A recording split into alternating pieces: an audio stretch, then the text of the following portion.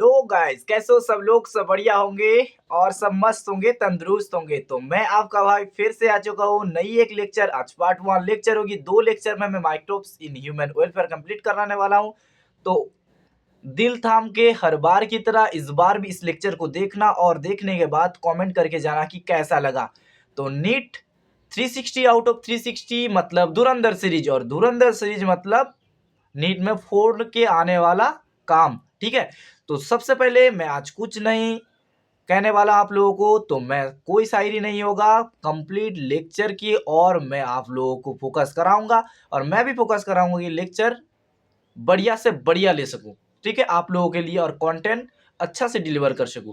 तो कोई शायरी नहीं, बीच बीच में हंसी मजाक होता रहेगा तो आप लोगों के लिए। तो मैं स्टार्ट करने वाला हूं माइक्रोब्स इन ह्यूमन वेलफेयर। चलो, काम की बात, सिर्फ काम की बात होगी, सिर्फ पढ़ाई की बात होगी, इधर उधर की कोई बातें नहीं। चलो स्टार्ट करने वाला हूं मैं माइक्रोब्स इन ह्यूमन वेलफेयर 12 का चैप्टर, 12 बायोलॉजी का चैप्टर। तो कंप्लीट कराऊंगा आज पार्ट 1 और पार्ट 2, दो पार्ट में मैं कंप्लीट करा दूंगा। इस जो चैप्टर है इससे 3 या 4 सवाल नीट में आते हैं। छोटा चैप्टर है मगर बड़ा पैक है। छोटा पैक बड़ा धमाका। ठीक है, छोटा पैक है बड़ा धमाका है। तो इस चैप्टर को अच्छे से कवर करना, 3 से 4 सवाल कंप्लीट हो जाएगा इस चैप्टर के अंदर। तो चलो स्टार्ट कर रहे हैं माइक्रोब्स इन ह्यूमन वेलफेयर। सबसे पहले देखो microbes in human welfare. Microbes मतलब क्या है? Microscopic organism. माइक्रोब्स क्या है? जिसकी रेंज क्या होगी? जिसकी रेंज होगी, जो ऑर्गेनिज्म का साइज है उसका कितना होगा? 10⁻⁻6 मीटर रेंज होगी। तो जो माइक्रोब्स होता है उसकी जो ऑर्गेनिज्म की साइज होती है वो 10⁻⁻6 मीटर रेंज होती है। इतनी बात समझ में आई? देखो, और majority components of biological system, जो मेजोरिटी कंपोनेंट्स होता है बायोलॉजिकल सिस्टम के अंदर ही होता है। माइक्रोब्स की जो मेजोरिटी कंपोनेंट्स होता है बायोलॉजिकल सिस्टम के अंदर ही होता है। इतनी बात समझ में आ गई? इसके बाद देखो, जो माइक्रोब्स होता है वो क्या होता है? माइक्रोब्स एवरीवेयर होता है। माइक्रोब्स कहाँ पर होता है? एवरीवेयर होता है। तो माइक्रोब्स कहाँ प्रेजेंट होता है? एवरीवेयर में प्रेजेंट होता है। हर जगह पे माइक्रोब्स प्रेजेंट होगा। ओके, तो इसलिए माइक्रोब्स को हम लोग क्या बोलते हैं? माइक्रोब्स को हम लोग बोलते हैं कॉस्मोपॉलिटन नेचर। नेचर में कैसा होता है? कॉस्मोपॉलिटन होता है, क्योंकि हर जगह में पाए जाते हैं। इतने बात समझ में आ गई? तो आगे बढ़ना हो, देखो एग्जाम्पल क्या क्या है। बैक्टीरिया हो सकता है, फंजाई होता है, प्रोटोजोआ होता है, और माइक्रोस्कोपिक प्लांट वायरसेस होता है, वायरोइड होता है, और प्रियंस होता है। तो क्या क्या होता है एग्जाम्पल में? देखो, सबसे पहले बैक्टीरिया, दूसरा क्या हुआ? फंजाई, तीसरा क्या हुआ? प्रोटोजोआ, चौथा माइक्रोस्कोपिक प्लांट वायरस और वायरोइड, और प्रियंस होता है। तो इतनी बात समझ में आई? और जो प्रियंस होता है वो क्या होता है? देखो, इन्फेक्शियस प्रोटीन होता है। प्रियंस क्या होता है? इन्फेक्शन प्रोटीन होता है। तो इतनी बात समझ में आ गई, तो मैं आगे बढ़ रहा हूं। मैंने क्या बताया? जो माइक्रोब्स होता है क्या होता है? जो माइक्रोब्स माइक्रोस्कोपिक माइक्रोब्स जो होता है उसकी जो ऑर्गेनिज्म की साइज होती है, याद रखना इधर पे, उसकी जो ऑर्गेनिज्म की साइज होती है 10⁻⁻6 होती है। 10⁻⁻6 होगी रेंज में। और जो इसकी क्या होगी? जो इसकी, एक मिनट, जो मेजर कंपोनेंट्स होगी वो बायोलॉजिकल सिस्टम में रहेगी, और जो प्रेजेंट एवरीवेयर, हर जगह प्रेजेंट होगी, इसलिए इसको कॉस्मोपॉलिटन बोला जाता है। और एग्जाम्पल क्या है? एग्जाम्पल देखो, बैक्टीरिया होगा, फंजाई होगा, प्रोटोजोआ होगा, और क्या होगा? माइक्रोस्कोपिक प्लांट होगा, वायरस वायरोइड होगा, और वायरस वायरोइड और प्रियंस होगा। प्रियंस क्या होता है? देखो, प्रियंस होता है क्या? जो इन्फेक्शियस प्रोटीन होता है उसको हम लोग प्रियंस बोलते हैं। इतनी बात समझ में आ गई? तो आगे बढ़ाऊं, तो इन्फेक्शियस प्रोटीन किसको बोला जाता है? इन्फेक्शन प्रोटीन हम लोग और प्रियंस को बोलते हैं। एग्जाम पॉइंट ऑफ व्यू में बहुत इंपॉर्टेंस है इन्फेक्शियस जो प्रोटीन ओप्रियंस होता है। तो आगे बढ़ाऊं, देखो अब हम लोग जो माइक्रोब्स उसकी शेप के बारे में जानकारी करेंगे। वैसे भी हम लोग बायोलॉजिकल क्लासिफिकेशन और cell the unit of life में हम लोग क्या पढ़े हैं? जो माइक्रोब्स की स्ट्रक्चर के बारे में पढ़े हैं। माइक्रोब्स जो बैक्टीरिया और जो माइक्रोब्स होते हैं उसके जो शेप होती है उसके बारे में जानकारी कर चुके हैं। मगर फिर भी एनसीईआरटी में दिया हुआ है, 12 एनसीईआरटी में, तो मैं पूरा कराने वाला हूँ। कोई कंप्रोमाइज नहीं है कंटेंट्स के साथ। चलो देखो, सबसे पहले क्या किसके बारे में जानेंगे, जो रॉड शेप्स होती है वो कौन कौन सा बैक्टीरिया होती है, रॉड शेप्स होती है बैसिलस बैक्टीरिया। तो बैसिलस बैक्टीरिया की यहाँ कॉलोनी देखा जा रहा है, तो बैसिलस बैक्टीरिया क्या होती है, रॉड शेप बैक्टीरिया होती है। उसके बाद देखो कॉकाई क्या होती है, कॉकाई देखो राउंड शेप बैक्टीरिया होती है। तो कॉकाई एग्जाम में सवाल आया तो कॉकाई क्या होती है, राउंड शेप बैक्टीरिया होती है। उसके बाद देखो ए वाला क्या है, रॉड शेप बैक्टीरिया, और ए वाला क्या है, रॉड शेप बैक्टीरिया, और बी वाला जो इधर डायग्राम में लिखा है वो क्या है, वो क्या है, फ्लैजेला है। तो एक तो क्या है, रॉड शेप बैक्टीरिया क्या हो गया, बैसिलस हो गया, और इधर पे बैसिलस में क्या होता है, फ्लैजेला प्रेजेंट होता है। ये बात भी आप लोगों को याद करना है।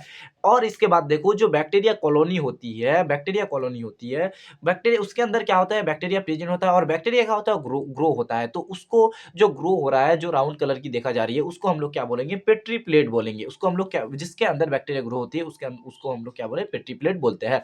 उसके बाद देखो एक स्ट्रक्चर दिया हुआ जो फंगल का कॉलोनी, जो फंजल कॉलोनी होता है, उसको उसका स्ट्रक्चर भी एनसीईआरटी में दिया हो, तो वो भी याद रखना है आप लोगों को। उसके बाद देखो क्या स्ट्रक्चर दिया, वायरस का स्ट्रक्चर दिया हो। हम लोग बायोलॉजिकल क्लासिफिकेशन और बायोलॉजिकल क्लासिफिकेशन और प्लांट किंगडम उधर पे हम लोग पढ़ के आए, तो फिर भी एक बात आप लोगों को दिमाग में रखना है कि जो इसकी क्या होती है, हेड होती है, और क्या होती है, टेल होती है, और क्या होती है, ये वाला क्या है, प्लेट होती है।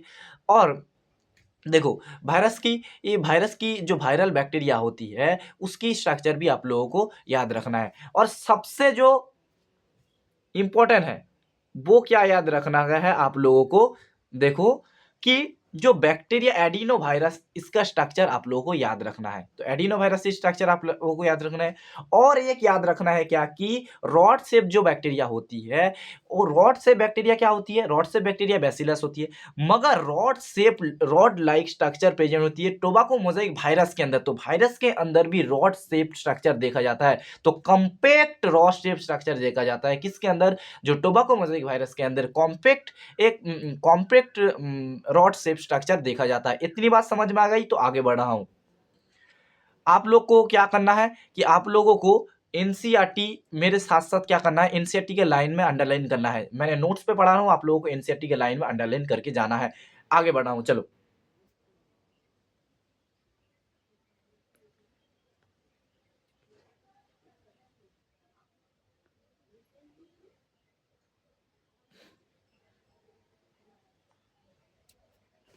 अब हम लोग पढ़ने वाले हैं जो microbes in house hold product, जो हम लोग घरों में बहुत सारे प्रोडक्ट को क्या करते हैं, बनाते हैं। तो कैसे बनता है, आप लोग अपनी मम्मी को जाके, या जो भी आप लोगों के घर में खाना बनाते हैं, उनको जाके पूछना है आज कि मिल्क से काट कैसे बनाते हैं हम लोग। तो आज मैं आप लोगों को खाना बनाना सिखाऊंगा। आप लोग खा रहे हैं ना मिल्क को, काट को, तो खाना बनाना आप लोगों को सिखा दूंगा आज। आज का क्लास क्या है, खाना बनाना आप लोगों को सीखना है। ठीक है, चलो खाना बनाना सीखते हैं। भाई क्या क्या करना पड़ रहा है, आप लोग समझ रहे हैं कि क्या क्या करना पड़ रहा है। भाई ये मास्टर तो हम लोगों को खाना बनाना सिखा रहा है।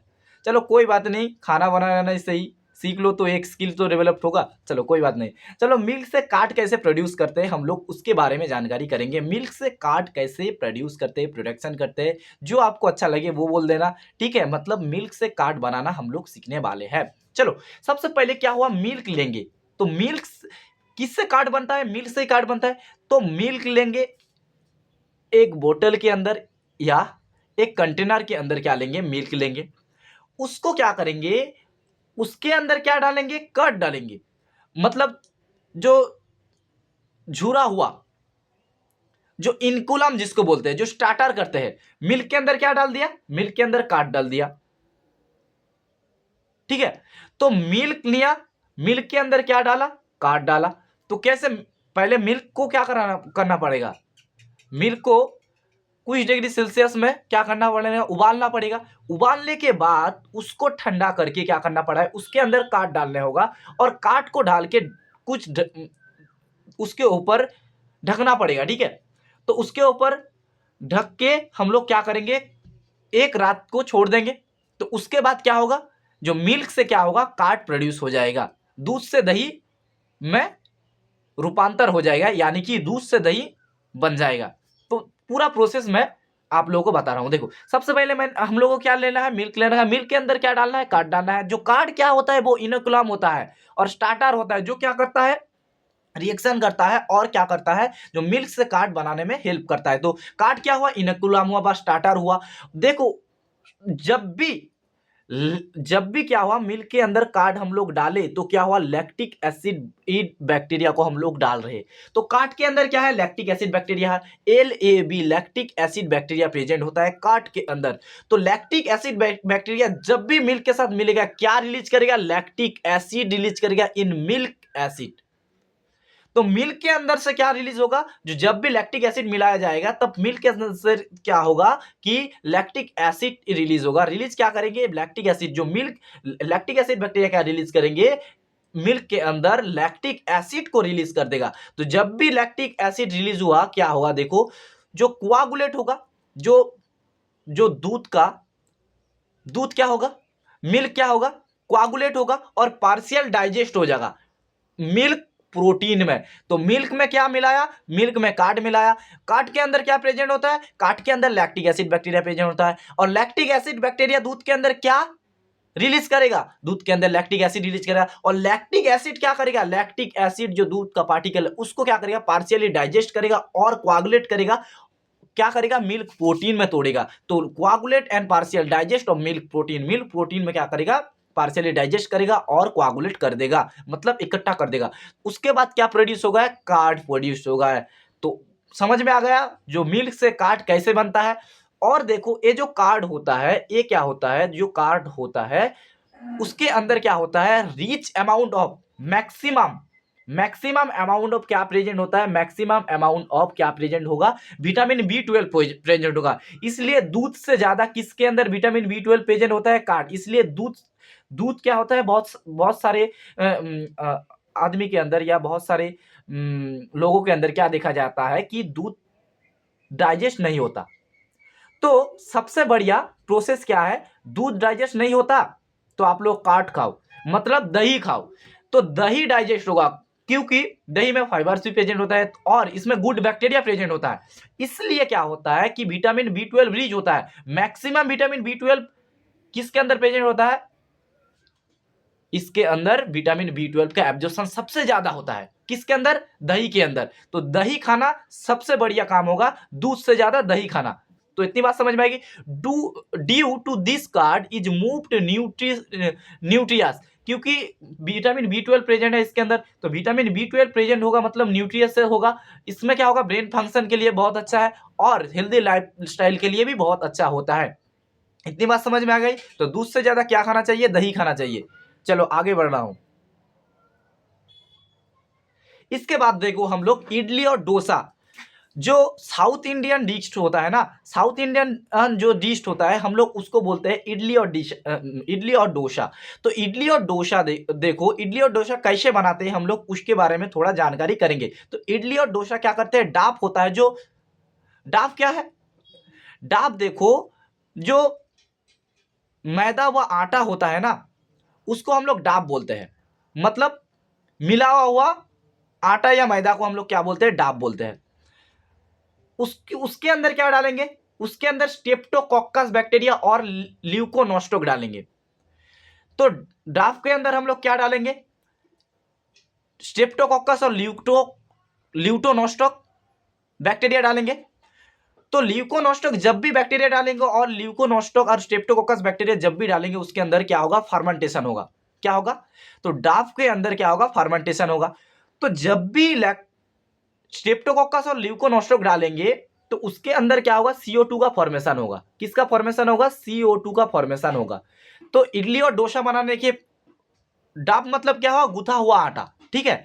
गुथा हुआ आटा को हम उसके अंदर क्या डालेंगे, स्ट्रेप्टोकोक्कस और ल्यूकोनोस्टोक बैक्टीरिया डालेंगे। तो स्ट्रेप्टोकोक्कस और ल्यूकोनोस्टोक बैक्टीरिया जब भी डालेंगे उसके अंदर तो CO2 का फॉर्मेशन हुआ। तो CO2 प्रोडक्शन हुआ, due to this form structure formed होगा। मतलब जो स्पोल लाइक स्ट्रक्चर फुला हुआ, जगह जगह में क्या होगा, फुला हुआ स्ट्रक्चर डेवलप्ड होगा, फॉर्म्ड होगा। तो इसको हम लोग क्या बोलते हैं, इडली और डोसा, ऐसे ही फॉर्मेशन होता है। तो आप लोगों को याद रखना क्या, एक ट्रिक, जो स्टेट वाला इडली एंड डोसा लेके आ रहा है। तो स्टेट देखो, एक आप लोग क्या करना है, स्ट्रीट में जाना है, मतलब लोकल मार्केट में जाना है, और एक 5 स्टार होटल में जाना है।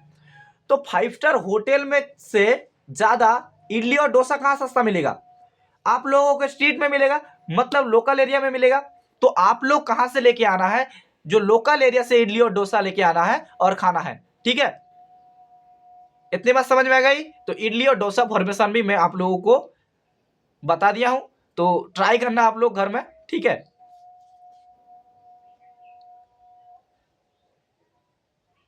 इसके बाद हम लोग दूसरे स्लाइड की ओर जाते हैं। चलो दूसरे स्लाइड में हम लोग क्या पढ़ेंगे, देखो ब्रेड कैसे फॉर्मेशन करते हैं, ब्रेड का क्या क्या प्रोसीडियर हो, जो ब्रेड हम लोग बनाते हैं खाते हैं तो उसका क्या फॉर्मेशन है, उसके बारे में हम लोग जानकारी करेंगे। चलो अब हम लोग चलते हैं ब्रेड फॉर्मेशन के बारे में। देखो प्रोसेस सभी एक है, इडली बनाओ डोसा बनाओ सब कुछ प्रोसेस है में क्या है, गुथा हुआ आटा लेना है। तो सबसे वह गुथा हुआ आटा हम लोग लेंगे, उसके बाद क्या करना है, उसको हम लोग उसके अंदर क्या करेंगे, सैकरोमाइसिस सेरेबिसी और बेकार ईस्ट, जिसको सैकरोमाइसिस सेरेबिसी बोला जाता है, वही क्या होता है, बेकार ईस्ट होता है। तो सैकरोमाइसिस सेरेबिसी का और एक नाम क्या है, बेकार ईस्ट होता है, और ईस्ट उसको भी बोला जाता है। तो ईस्ट और सैकरोमाइसिस सेरेबिसी और बेकार ईस्ट उसके अंदर डालेंगे। तो जब भी गुथा हुआ आटा के अंदर सैकरोमाइसिस सेरेबिसी और बेकार ईस्ट डालेंगे तो वो क्या होगा, फर्मेंटेड होगा। तो फर्मेंटेशन स्टार्ट होगा तो उसके अंदर भी क्या होगा, CO2 का फॉर्मेशन होगा और पोर लाइक स्ट्रक्चर फॉर्म्ड होगा। तो क्या हो गया, ब्रेड बनाना कंप्लीट हो गया।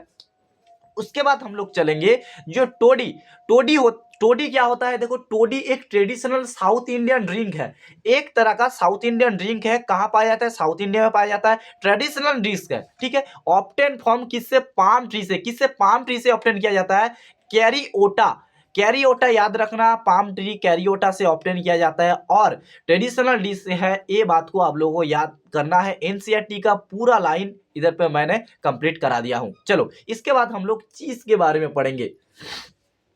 देखो एक बात देखो, मैंने क्या बताया, मिल्क से क्या बनता है, मिल्क से क्या बन रहा है, मिल्क से कार्ड बन रहा है। तो मिल्क से क्या बना, मिल्क से क्या बना, कार्ड बना।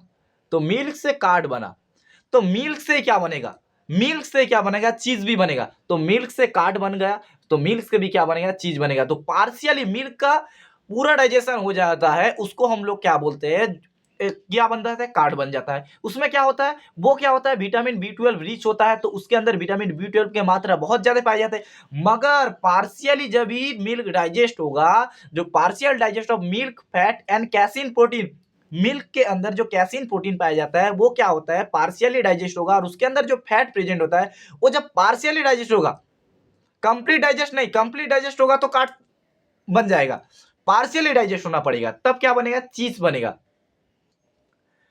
तो पार्शियली डाइजेस्ट होगा of milk fat and casein protein, तब क्या बनेगा, चीज बनेगा। देखो चीज बहुत तरह के चीज होते हैं, मगर एनसीईआरटी में और आप लोगों को ध्यान में रखते हुए मैंने दो तरह की चीज के बारे में आप लोगों को जानकारी दूंगा। तो दो तरह की चीज की आप लोगों को जानकारी बहुत होगी। ठीक है, चलो सबसे पहले स्वीट चीज होता है, एक तरह का चीज होता है स्वीट चीज। स्वीट चीज के अंदर क्या प्रेजेंट होता है, जो लार्ज साइज पोर प्रेजेंट होता है, लार्ज साइज पोर प्रेजेंट होता है। और कौन सा माइक्रोब इसके अंदर प्रेजेंट होता है, प्रोपिनोबैक्टीरियम सार्मोनी, प्रोपिनोबैक्टीरियम सार्मोनी, शर्मा जी का बेटा याद रखना, शर्मा जी का बेटा याद रखना स्वीट चीज के अंदर आता है। जो शर्मा जी का बेटा, एस से शर्मा, एस से स्वीट चीज, एस से शर्मा। तो याद रखना क्या, शर्मा जी का बेटा किस में आएगा, प्रोपिनोबैक्टीरियम सार्मेनी, ये ट्रिक्स है।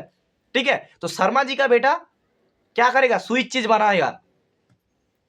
उसके बाद देखो रॉकी 40 चीज, ये रॉकी 40 चीज के अंदर क्या प्रेजेंट होता है, पेनिसिलियम रॉकी 40 पाए जाते हैं। तो रॉकी 40 कौन से बैक्टीरिया पाए जाते हैं, जो माइक्रोब्स पाए जाते हैं वो पेनिसिलियम रॉकी 40।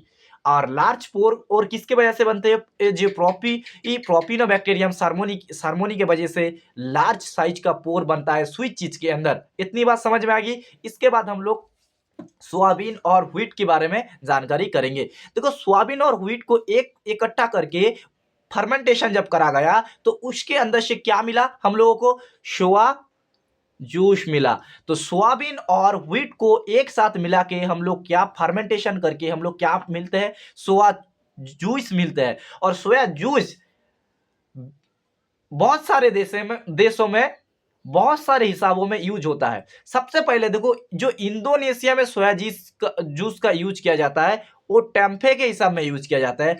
और चाइना के अंदर इंगचुंग टिंगचुंग ऐसे भाषा होते हैं ना, तो इसलिए इसका नाम क्या होता है, सुफू। क्या होता है, सुफू होता है। तो चाइना के अंदर स्वाजूस से क्या बनता है, सुफू बनता है, और स्वाजूस से जापान के अंदर क्या बनता है, टोफू।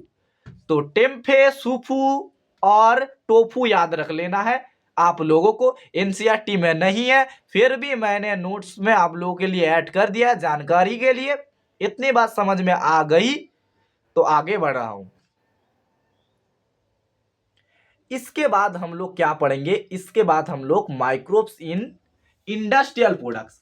माइक्रोब्स को हम लोग क्या पढ़े, अब सबसे पहले हम लोग घरों में यूज कर रहे थे माइक्रोब्स को, घरों के अंदर आधारित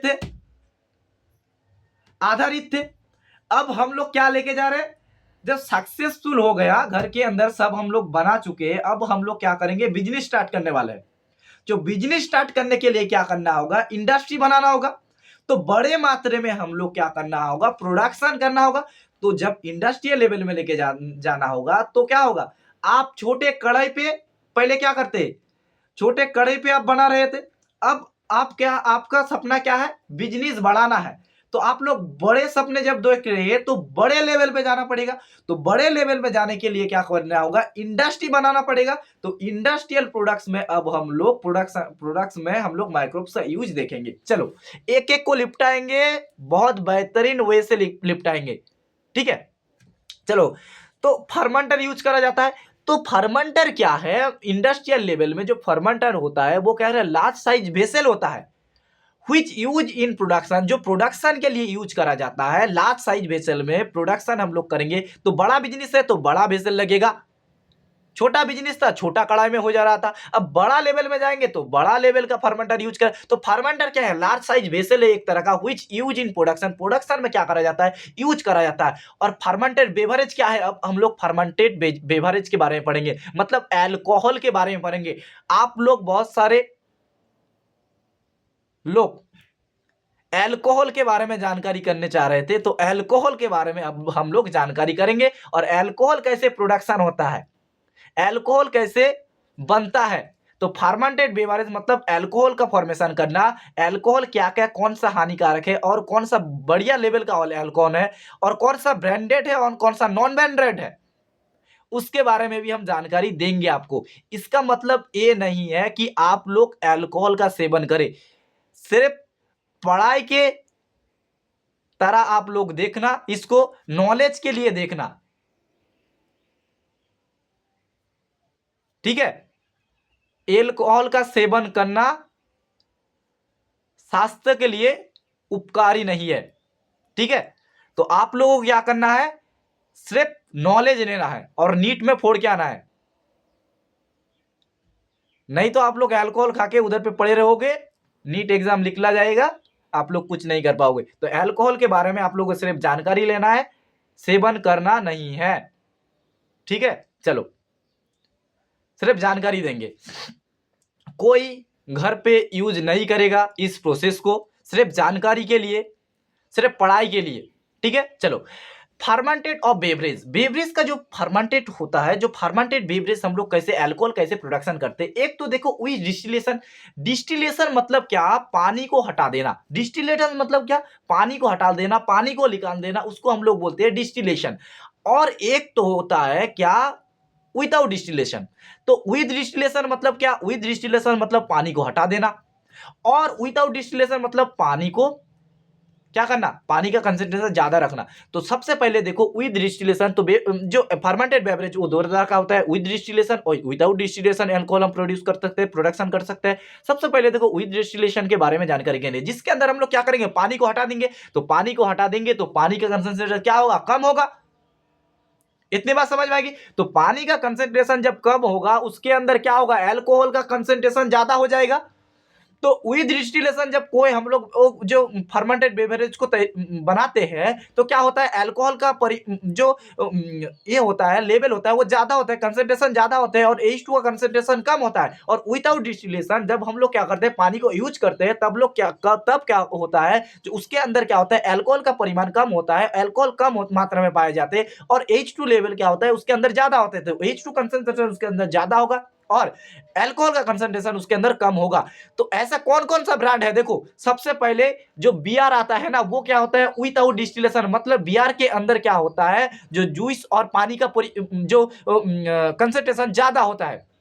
तो बियर में देखो कम कम नशेड़े लगते हैं आप लोग, ठीक है, नशा उतना लगता नहीं है, तो नशा नहीं लगेगा। और वाइन, वाइन भी क्या है, एक तरह का ब्रांड है। तो ब्रांड के देखो वाइन के अंदर भी क्या होता है, H2 का कंसंट्रेशन ज्यादा होता है और अल्कोहल का कंसंट्रेशन कम होता है।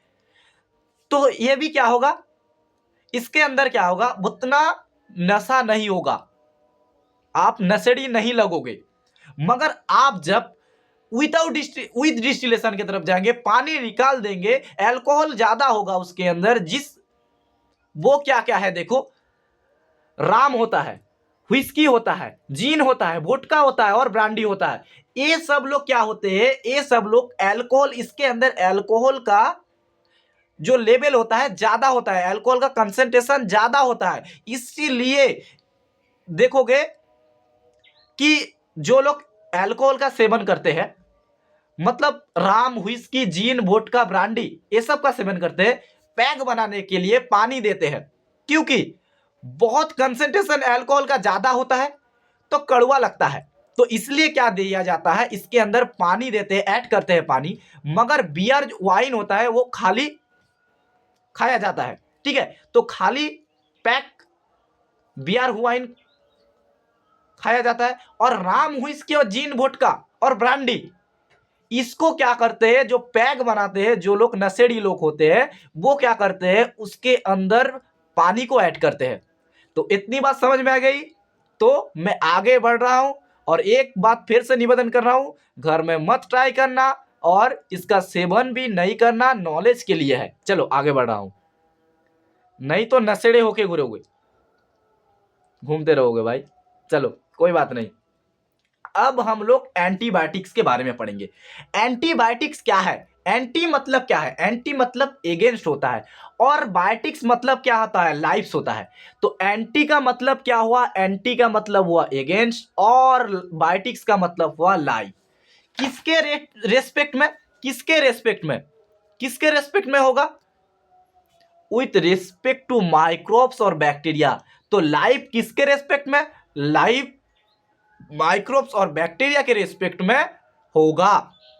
और देखो एंटी मतलब क्या हुआ, एगेंस्ट हुआ, तो किसके लिए बढ़िया होगा, बढ़िया किसके लिए होगा, बढ़िया विथ रिस्पेक्ट टू ह्यूमन क्या होगा, प्रो लाइफ होगा, अच्छा होगा।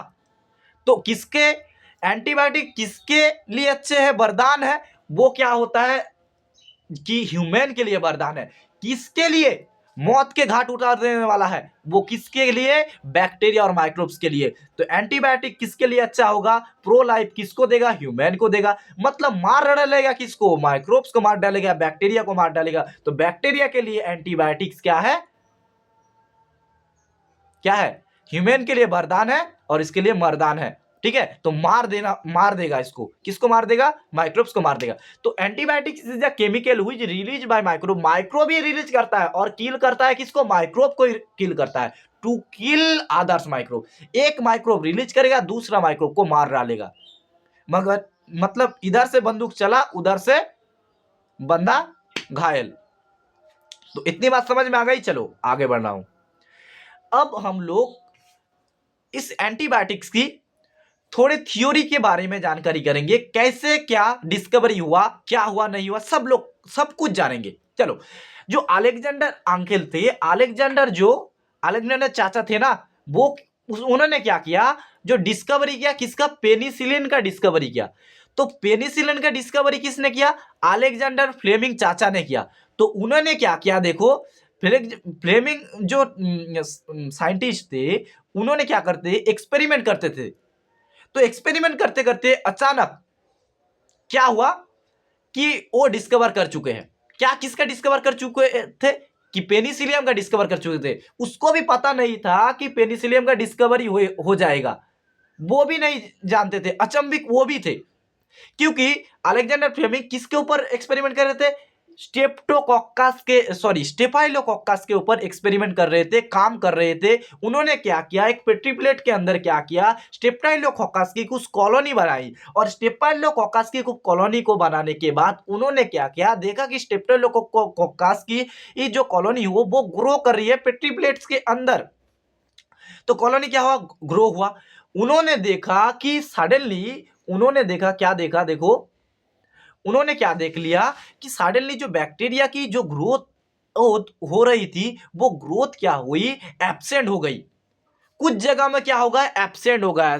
कुछ जगह में क्या हो गया, एब्सेंट हो गया। किसका क्या एब्सेंट हो गया, जो स्टेफाइलोकोकस की जो पेट्री प्लेट्स के अंदर ग्रो हो रहा था स्टेफाइलोकोकस, उसकी ग्रोइंग क्या हो गई, एब्सेंट हो गई। कुछ जगहों में पेट्री प्लेट्स की कुछ जगह में क्या हो गई, एब्सेंट हो गई। ये इस जगह में क्या हो गई, एब्सेंट हो गई।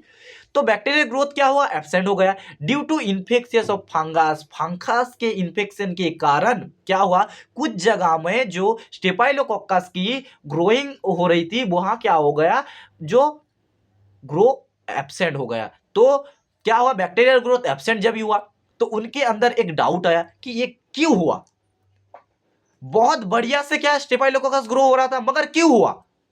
तो उन्होंने क्या किया, due two of infection of fungus, fungus के इन्फेक्शन के कारण में उधर पे क्या हुआ, बैक्टीरिया का ग्रोथ क्या हुआ, एब्सेंट हो गया। तो फंगस कौन सा थे, वो फंगस थे पेनिसिलियम नोटेटम। तो पेनिसिलियम नोटेटम के कारण क्या हुआ कि बैक्टीरिया का ग्रोथ रुक गया। तो उन्होंने एक क्या किया, उसके बाद वो भी अचंभित थे। तो उन्होंने क्या किया, समझ में नहीं आ रहा कि क्यों रुक गया। तो उन्होंने उसके बाद एक साइंटिस्ट आए, चेन एंड फ्लोरी साइंटिस्ट आए, use Penicillium into the human welfare during the second world war. Second world war के समय, मतलब जब सेकेंड वर्ल्ड वॉर हो रहा था, अमेरिका सैनिक के अंदर क्या देखा गया, जो चोट पहुंच गई। तो चोट पहुंची तो क्या हुआ, उधर पे इन्फेक्शन हुआ। तो इन्फेक्शन होने के बाद उधर पे क्या हुआ कि बैक्टीरिया बहुत ज्यादा ग्रोथ हो रहे थे। तो बैक्टीरिया बहुत ज्यादा ग्रोथ हुए थे तो सोर्स होगा उसके अंदर, तो क्या होगा, इन्फेक्शियस हो जा रहा था। तो उन्होंने क्या, चेन एंड फ्लोरी ने क्या किया, पेनिसिलियम का यूज किया। और पेनिसिलियम ने यूज किया सेकेंड वर्ल्ड वॉर के समय। और उधर पे जब भी दिया गया, देखा गया कि बैक्टीरिया का ग्रोथ क्या हो गया, 90% एब्सेंट हो गया। और जो घाव थे, जो जख्म थे, वो क्या हो रहे थे, वो क्या हो रहा था, उसके अंदर क्या होगा, जो बैक्टीरिया का ग्रोथ एब्सेंट हो गया तो घाव क्या हो गए, अच्छा होना शुरू हो गया। तो तभी चेन और फ्लोरी ये बात बोल रहे थे कि जो पेनिसिलियम क्या हो गया, एक एंटीबायोटिक्स हो गया। तो पेनिसिलियम किसने डिस्कवर किया था, तो पेनिसिलियम अलेक्जेंडर फ्लेमिंग ने डिस्कवर किया था। और उसको यूज किया किसने, चेन एंड फ्लोरी ने किया। और इसी के वजह से इन 1945 के अंदर नोबेल प्राइज दिया गया चेन, फ्लोरी और फ्लेमिंग को। इतनी बात समझ में आ गई। Antibiotics are use for bacteria. तो एंटीबायोटिक्स सिर्फ बैक्टीरिया के ऊपर ही काम करेगा, बैक्टीरिया को मार गिराएगा, मगर वायरसेस और अदर्स जो ऑर्गेनिज्म होता है उसके अंदर काम नहीं करता। जैसे देखो कौन कौन डिजीज के अंदर बहुत बेहतरीन काम करता है पेनिसिलिन, इन वो क्या है, देखो सबसे पहले क्या, हुपिंग कफ के अंदर बढ़िया काम करेगा, डिप्थेरिया के अंदर बढ़िया काम करेगा, और लेप्रोसी के अंदर बढ़िया काम करेगा। तो इतनी बात समझ में आ गई। तो एंटीबायोटिक्स में मैंने समझा दिया आप लोगों को, तो आगे बढ़ रहा हूं।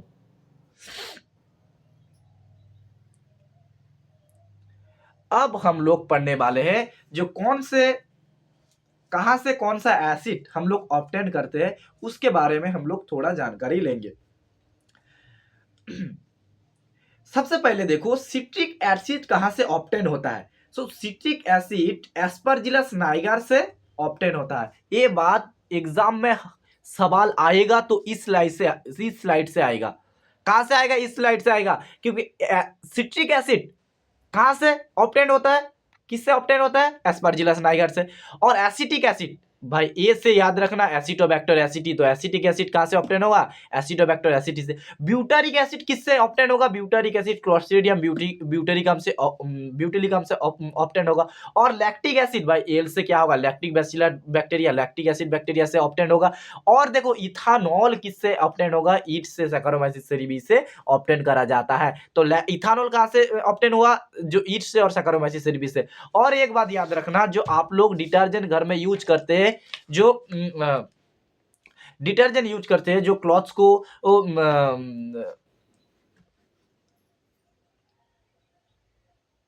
जो डिटर्जेंट यूज किया जाता है घरों में,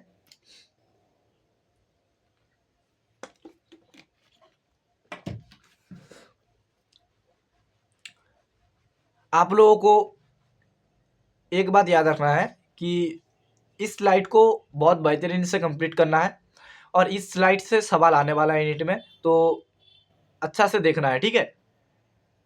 हवाबाजी नहीं करना है, इधर पे पूरा लेक्चर अटेंड करना है, और मैं क्वेश्चन भी कंप्लीट कराऊंगा।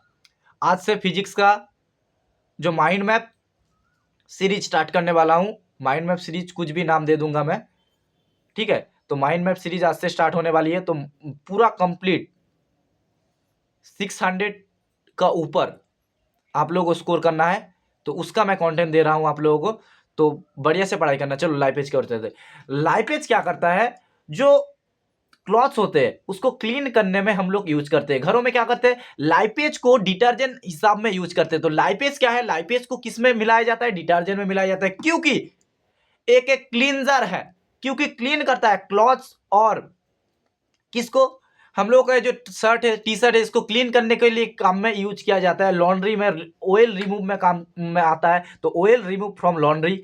और ऑप्टेन कहां से, कैंडिडा लिपोलाइटिका से इसको हम लोग क्या करते हैं, ऑब्टेन करते हैं। इतनी बात समझ में आई। और देखो पेक्टिनेज और प्रोटीनेज यूज कहां होता है, पेक्टिनेज और प्रोटीनेज का यूज देखो, सबसे पहले जो एक बात देखो, ये क्या है,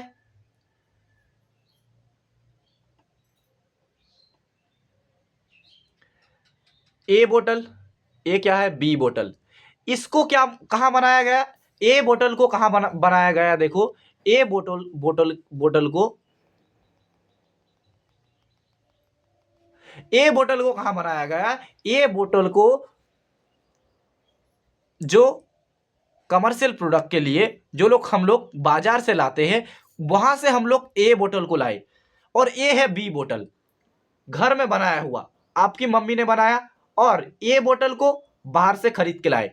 तो ए बोतल और ए बी बोतल, तो ए बोतल को ज्यादा क्लियर, ए बोतल के जो जूस ज्यादा क्लियर क्यों दिखते हैं, बी बोतल के जूस ज्यादा क्लियर नहीं दिखते हैं, क्यों, क्योंकि ए बोतल के अंदर जो फाइबर होते हैं, तो जैसे हम लोग मैंगो के जूस लाए, तो मैंगो के जूस के अंदर क्या प्रेजेंट होगा, मैंगो को जूस के अंदर फाइबर प्रेजेंट होता है, तो इसके अंदर क्या प्रेजेंट होता है, फाइबर प्रेजेंट होगा, तो इसके अंदर क्या प्रेजेंट होगा, फाइबर प्रेजेंट होगा।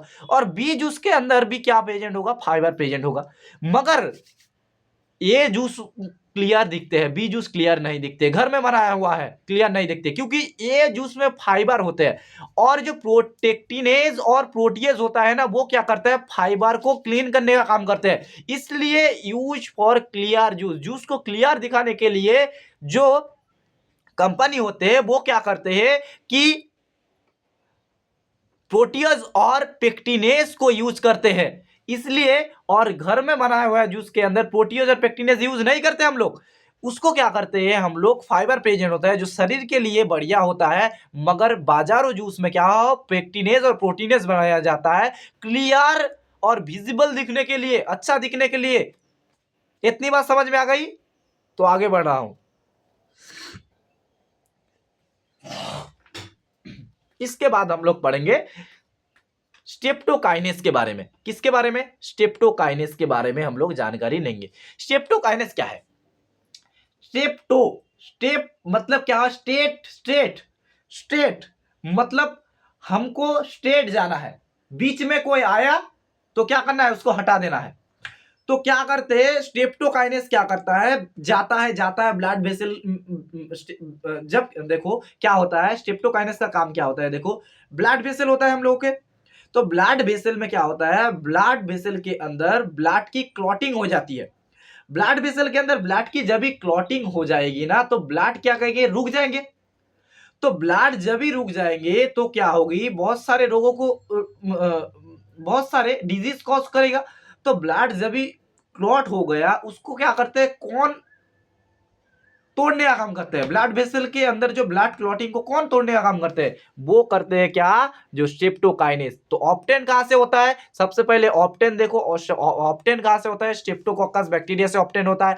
और क्लॉट बस्टर क्यों बोला जाता है, जो ब्लड वेसल के अंदर ब्लड की क्लॉटिंग हो जाती है, वहां पर क्या होता है, उसको तोड़ने का काम करते हैं, इसलिए इसको स्ट्रेप्टोकाइनेस को क्लॉट बस्टर बोला जाता है। तो किसको क्लॉट बस्टर बोलेंगे हम लोग, स्ट्रेप्टोकाइनेस के बोलेंगे। उसके बाद हम लोग किसके, साइकोस्पोरिन के बारे में पढ़ेंगे। साइकोस्पोरिन क्या है, देखो साइकोस्पोरिन देखो एक तरह का इम्यूनोसप्रेसिव ड्रग है। इम्यूनोसप्रेसिव ड्रग है, क्योंकि इम्यूनोसप्रेसिव क्यों ड्रग है, देखो cyclosporin in act as a immunosuppressive drug. देखो किसी का किडनी ट्रांसफर हुआ, किसी का क्या हुआ, किडनी ट्रांसफर हो, तो समझ लो कि ए पर्सन है और बी पर्सन है।